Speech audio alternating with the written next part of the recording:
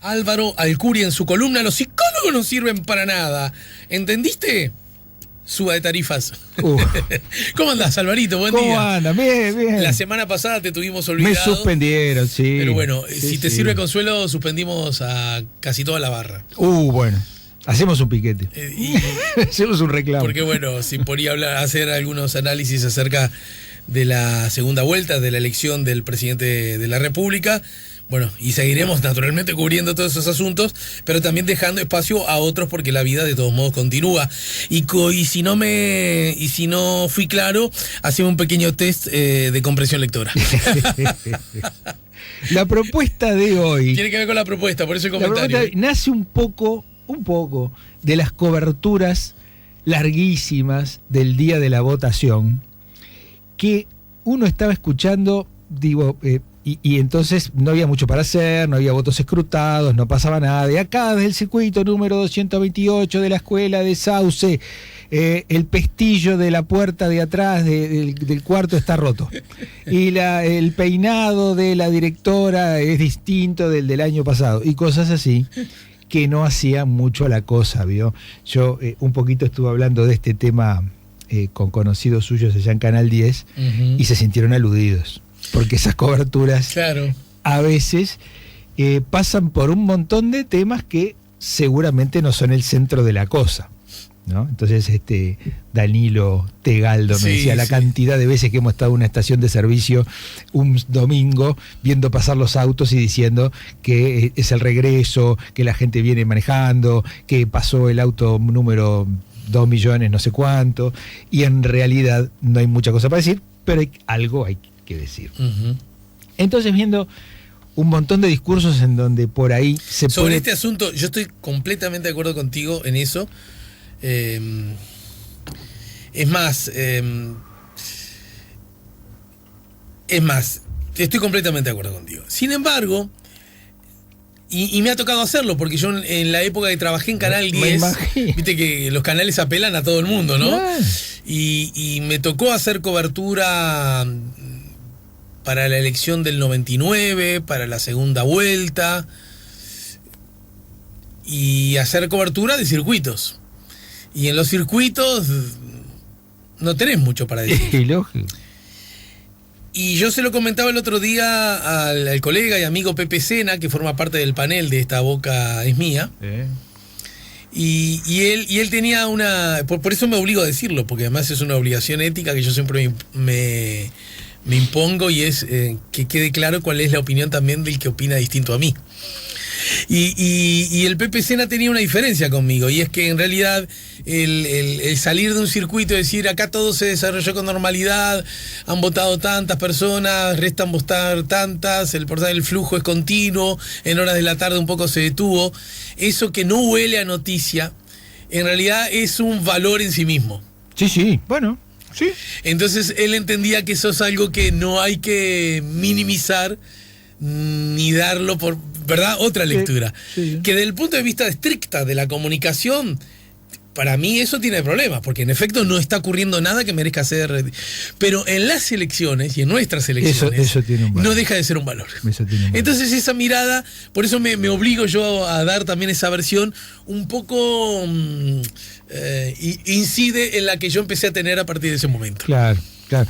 Yo creo que igual se puede. Se puede ajustar. Yo le decía a Danilo, pongan unos músicos. No hay nada para decir, pones a alguien cantando, yo qué sé. No, lo que yo quiero decir, pero esto le importa a casi nadie en la Tierra, y en todo caso es mi opinión, y justamente por esa misma razón le importa a casi nadie en la Tierra. No me gusta para nada, pero del mismo modo que no me gusta para nada esa obsesión por los canales de dar primero el porcentaje de la tendencia del escrutinio, que darlo primero es darlo 4 segundos primero, ¿no? No 4 horas ni 4 días, ¿no? 4 segundos primero. Al punto tal que Canal 4 todo históricamente adelantaba el reloj. Adelantaba el reloj. Este año ya no lo hizo, y la verdad me paro y aplaudo. Este año en la segunda vuelta, ¿no? Me paro y aplaudo, pero del mismo modo que eso entiendo que no corresponde, tampoco da eso de que, a ver, la primera urna que se abre, esa especie de competencia que hay entre la primera urna que se abre y el primer sobre del que se extrae la hoja de votación, como si fuera eso importante para algo. Ahí está. Porque ahí sí le estás dando una mega importancia a algo que en realidad no tiene la menor importancia. Y puede llevar a confusión. Ahora, también confundir qué es lo importante, qué no es lo importante, qué es accesorio y qué realmente sobra en un discurso, nos complica mucho la vida a la hora de comunicarnos en familia, con los hijos, de mandar mensajes educativos, de poner límites. Entonces, en los consultorios, los psicólogos que no servimos para nada, tenemos que trabajar en los discursos para ver si realmente está comunicando lo que quieren comunicar. Claro. Entonces yo diseñé un test casero. Vos perdoname, pero yo no puedo con el genio. Y es un textito que es un desafío. La que lo vio por las redes, algo lo vio, porque vos lo fotografiaste, ¿no? Sí. Le sacamos una foto a esta hojita que está acá y la publicamos en las redes. Una hoja que está escrita como suele hacerlo Álvaro, con letra mayúscula. Letra de caricaturista. ¿Verdad? Dibujante periodista. Pero mayúscula, o sea, la mayúscula. Y además, multicolor. Multicolor. Ah, mirá, multicolor. Vos decís que metés... te estás subiendo acá. Los psicólogos. Qué maravilla. Tengo algunos chistes con la bandera de la coalición multicolor. Pero no, después te cuento. Después. Bueno, el texto es este. Es un test que yo desafié a la gente en las redes para que me dijeran cuál era la parte, digamos, medular del texto, qué estaba, digamos, como accesorio y qué realmente es prescindible de este texto. Ayer el hombre llegó a la luna. El viaje duró 4 días, 14 horas, 22 minutos, 10 segundos. La esposa del primer hombre en la luna se llama Marta. Su especialidad son las milanesas. La rueda izquierda del módulo estaba pinchada. Fue responsabilizado el ingeniero neumático Phil Pérez. La gremial de la NASA, ante la medida, paralizó las actividades para respaldarlo. Marta se ha puesto a hacer milanesas nuevamente. Mañana regresa la misión a la Tierra. La rueda pinchada del módulo fue cambiada por el marido de Marta, que no ve la hora de comerse una de sus exquisitas milanesas. Las medidas gremiales fueron desactivadas y Phil Pérez fue restituido a su lugar de trabajo al comprobarse que en realidad el primer hombre que llegó a la luna, dada su torpeza, era el que había pinchado el neumático. Ampliaremos. Entonces, me parecía que el texto podía llevar alguna reflexión sobre qué cosas priorizamos cada uno. Claro. Y ahí, por supuesto, las milanesas de Marta robaron. Por afano. Por afano, exactamente. A nadie le importaba un pepe. Lea mi frase, no, sí, esto no está acordado. Me imagino, lea mi frase, mi letra no es buena, pero sí. Igual... milanesas de Marta. Claro. Obviamente, sí. Lo más importante para mí. Sí. Y yo hubiera dicho lo mismo. ¿Qué me importa que vayas a la luna, que el sindicato, que la rueda? A mí dame las milanesas y después charlamos. Bueno, las milanesas de Marta también anduvieron bien en las redes, pero claramente, ¿no?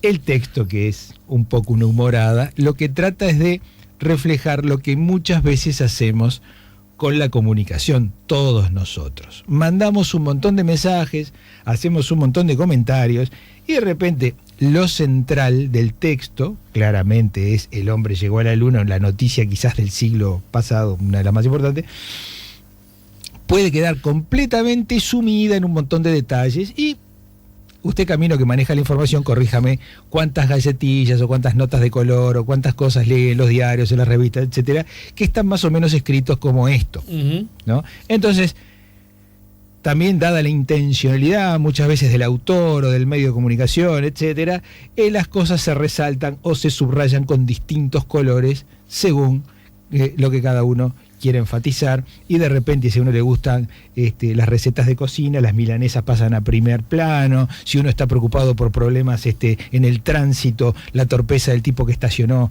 el módulo puede ser importante. Si los conflictos gremiales es lo suyo, bueno, acá tenemos un conflicto gremial en la NASA. Y intencionalmente puse nombres.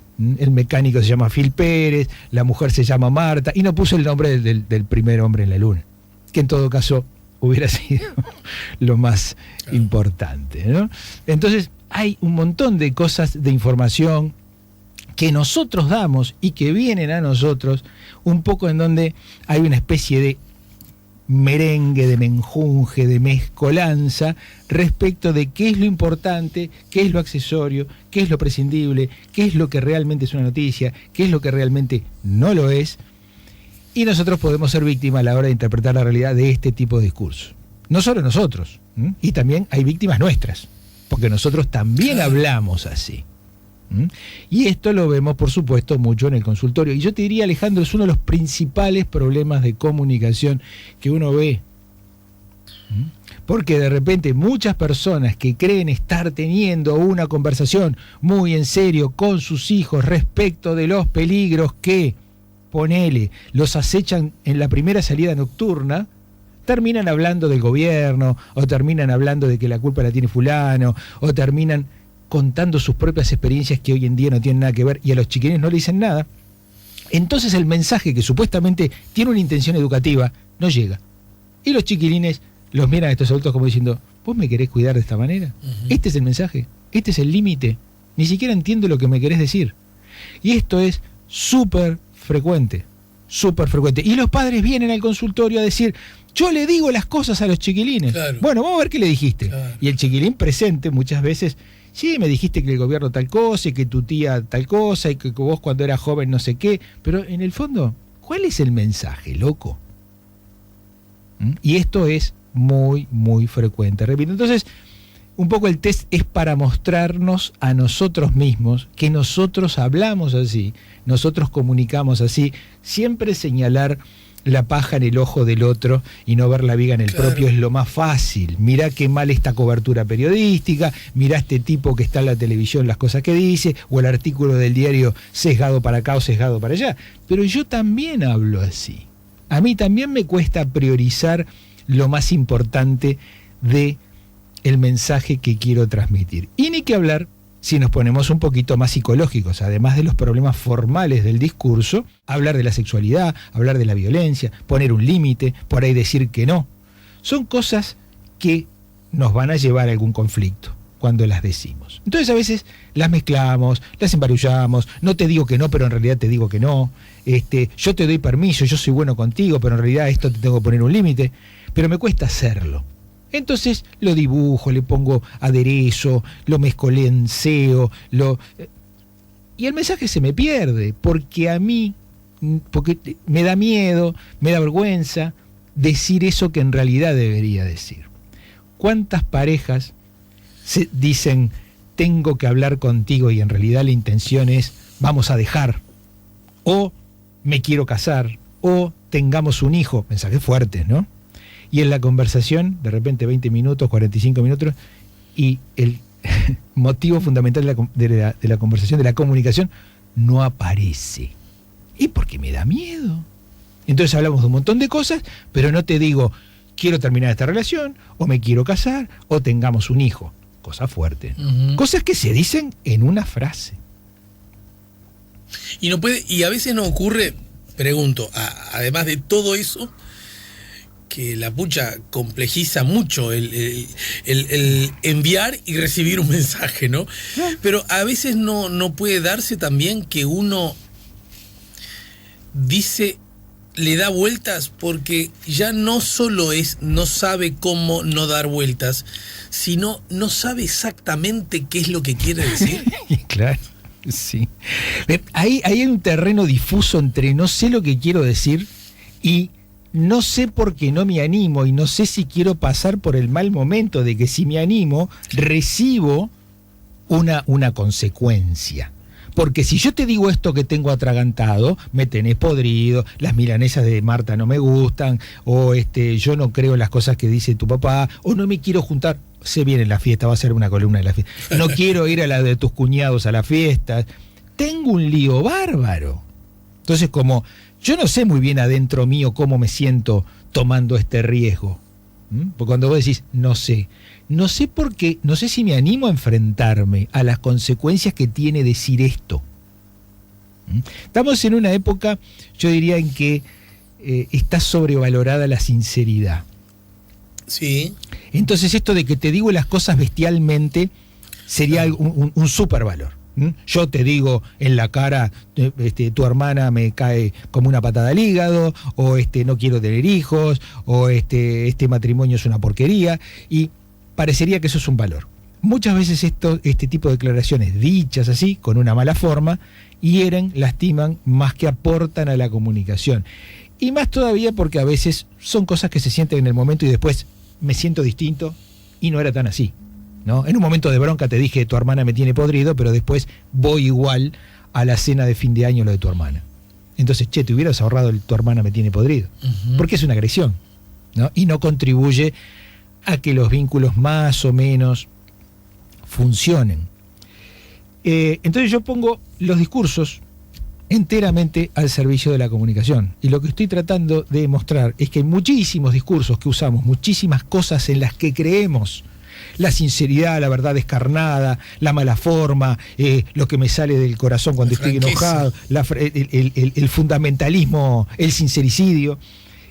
Muchas veces no contribuyen nada a la comunicación, ni tampoco contribuye mucho en nada a este tipo de discursos en donde lo fundamental del discurso queda oscurecido, queda tapado por un montón de accesorios que le ponemos, muchas veces por miedo.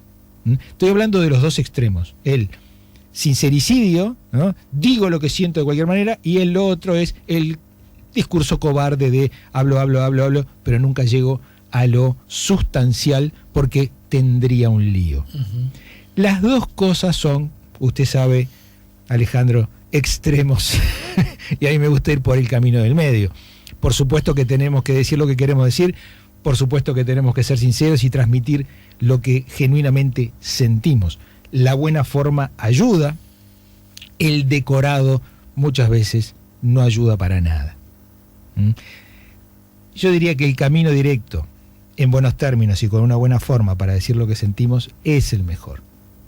O sea, ¿Y cómo hacemos? Porque también hay otro asunto que todavía embarra más la cancha o dificulta más la pista, y es, vos acá pusiste, ¿no?, en tu cartulinita una crónica que aborda desde lo bueno, notorio y más importante, el hombre llegó a la luna, loco, y de una serie de datos que lucen con una mirada más o menos objetiva como accesorios, ¿no? Entonces, no todo el mundo va por el énfasis que tú hagas, por la forma en la que vos insististe en un asunto más que en otro, seguramente yo voy a recibir un mensaje. Pero más allá de eso, también está mi propia capacidad de percibir los mensajes y, en definitiva, o solo querer escuchar lo que a mí me interesa. Claro. O hacer especial hincapié en lo que a mí me daña, para que yo pueda decirte, mirá cómo me estás molestando. Claro. Y es verdad que dije una palabra que te dañó, pero mirá que dije 1.200.548 palabras más, entre ellas 347.000 que dice que sos maravilloso o divina. Sí. ¿Verdad? Sí. Entonces, también hace un tiempito, a propósito de la fake news, cuando en el arranque de la campaña electoral todo el mundo se alarmó muy mucho, recuerdo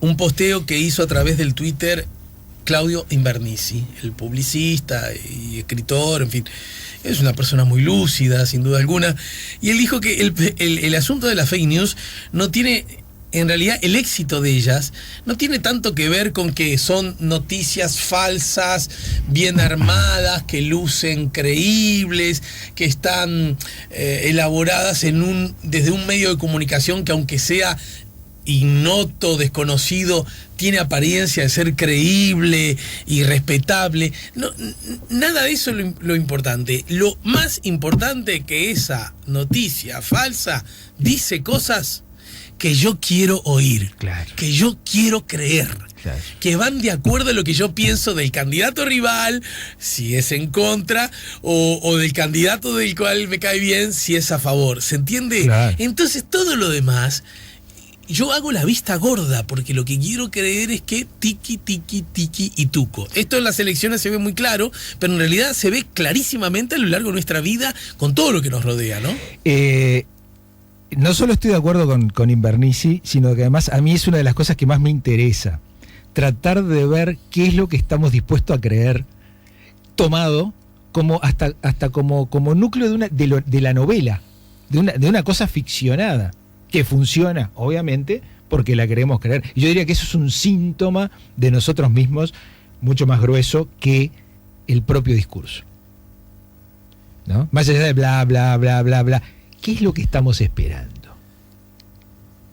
¿Qué es lo que nos gustaría ver?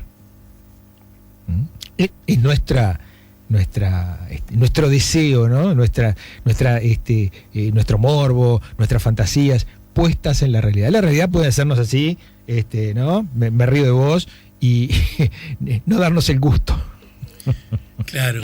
Pero es bien interesante lo que dice de nosotros eso que estamos esperando ver.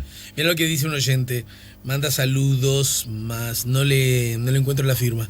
Buen día. Y yo que al leer el texto en Facebook, claro, estamos anunciando la columna, y además yo también lo repetí por las propias redes de La Mañana en Camino, y yo que al leer el texto en Facebook pensé que el artículo Rueda había sido sustituida por el humano haciendo de rueda.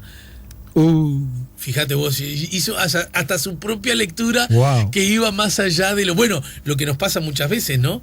Que leemos algo que no está mal escrito, que leemos algo que no está mal redactado, que leemos algo que no tiene ninguna otra posible lectura, y sin embargo leemos otra cosa, ¿sí o no? Sí. Y viste que en el diario dicen que... no sé, ahora no me viene a la cabeza. Me estoy riendo. Había un videíto de una señora atropellando un vehículo en el acto de Quijote. No, ahora el sábado. Señora atropelló un vehículo. Cuando la calle Pou hizo Sí. el festejo, Sí. la coalición multicolor hizo el festejo, que digamos no pudo hacer el domingo a la noche. Sí, una señora que bajaba por un terraplén. ¿Sabés qué? Muy gracioso. No le pasó nada a la señora. La periodista que salvó bastante bien la petiza, porque la periodista en realidad de Canal 10 no vio el acontecimiento. Ocurrió a sus espaldas. Ajá. ¿No? La cámara la está tomando ella, que te dice, bueno, acá estamos en el acto, hay mucha gente, y algo se ve que percibe por el ruido de la persona dándose contra el auto, o la gente que se agolpa, y dice, bueno, y a veces hay dificultades que los propios militantes, manifestantes logran, pero muy atando cabos, porque en realidad nada de eso. No lo parece que esa lomita fue como la tumba de los cracks de muchos, porque la ves así y parece bueno, dale, me tiro para llegar antes de la escena. Además, la gente con mucho entusiasmo iba, ¿no? Sí. Y bueno, vamos, y parece que agarras un poquito de velocidad y la señora gravedad te provocaba lesiones graves. La señora que se dio contra... Sí. Pero aparentemente no le pasó nada a la señora. Parece que del auto no puede decir... Ahí está. No puede decirse lo mismo. Auto damnificado, chocado por una señora. De noche hubo una horda de jóvenes. Sí. Bueno, parece que nació con esa señora. Rompiendo autos. 099-894-987. Hay que hacer un muro en la periferia, lo dice Juan de Positos. Dijo que la gente se tira, lo dice Juan. hablando de cómo, dijo que la gente se tira, ¿no? Hablando de algo que se dice, de cómo puede ser interpretado.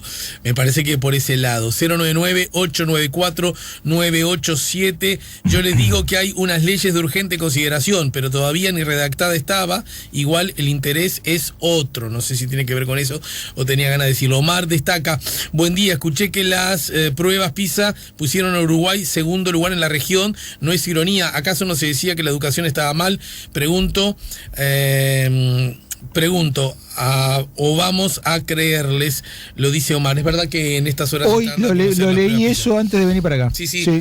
Hoy se daban a conocer, bueno, en fin, todo este asunto. Es uno de los asuntos que estuvo arriba de la mesa, tiene que ver con la educación, la calidad de la educación, etcétera.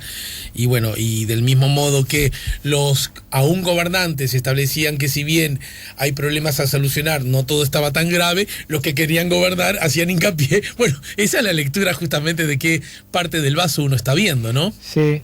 Y cuando se habla de estas cosas, a mí me gusta mucho ver lo que estamos haciendo nosotros en las casas, lo que estamos haciendo nosotros los adultos con los chiquilines, antes de señalar a otros como responsables, ¿no? Si nosotros comunicamos mal, nuestros chiquilines, a los primeros que van a escuchar es a nosotros en las casas. Bien. No, lo dice Juan de Positos a propósito de que la gente se tira sobre los autos. Bueno, en todo caso, ¿cómo...? Todo esto que vos nos decís, y más allá de la mirada algo irónica que hay en la vida común, en la cotidiana, con nuestra gente, con la gente que además es la gente en buena medida que más queremos y más nos importa, ¿no? Sí. Y a la que más le importamos y más nos quiere. Sí. ¿Cómo lograr tener cierta sabiduría para separar paja de trigo? Yo creo que muchas veces hacemos un discurso, Alejandro, prescindiendo de lo que el otro nos dice, sin escuchar al otro, bueno, claro, solamente porque me estoy escuchando a mí y solamente pensando en lo que yo quiero decir, sin importarme mucho si el mensaje llega o no llega. Desenfocamos al otro, no lo vemos, no vemos cómo reacciona el otro muchas veces reacciona no dándonos bolilla o contestándonos una cosa que no tiene nada que ver con lo que dijimos. Si no le prestamos atención al otro para ver cómo reacciona, no hay ida y vuelta. Prestemos atención a las reacciones que hay en nuestro discurso. Seguramente vamos a encontrar algún patrón que se repite. Claro. Estoy contando chistes, o parezco yo muy enojado, o de repente mis discursos son tan confusos que no le dicen nada a nadie, entonces por eso la gente no me contesta. Veamos el ida y vuelta. Es importante, si el otro es el destinatario de mi discurso, verbal o no verbal, o gestual, allí están las respuestas. Muy bien, gracias Álvaro, muchas gracias. Nos reencontramos contigo la próxima semana, ¿verdad? A usted camino y bueno, va a haber una fiestita, antes dijo... No, vamos a hacer algo, por supuesto, sí. Hay que comunicarlo como debe ser. Comunicarlo, digamos, con ciertos filtros, ¿no? Si no, no va a ir más gente que aquí voy. ¿Cómo hacemos, pues? Hay que tener no sé, a mí me avisaron. La gente tirándose por los terraplenes, ¿no? Claro. O nosotros tirándola para que nos lleguen. Álvaro El Curi nos ayudó a poner La Mañana en Camino en su columna Los psicólogos no sirven para nada. Ya volvemos con La Mañana en Camino.